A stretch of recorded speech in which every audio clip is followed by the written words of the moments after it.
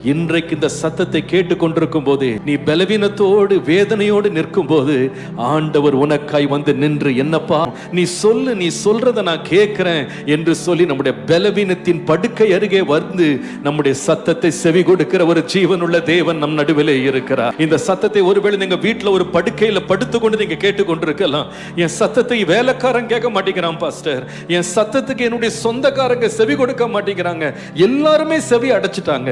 ஆனால் ஜெபத்தை கேட்கிற ஒரு தேவன் நடுவில் இருக்கிறார். நீங்க அந்த படுக்கையில இருக்கும் போதே உங்கள் சத்தத்துக்கு செவி கொடுக்கிறவர் இருக்கிறார்.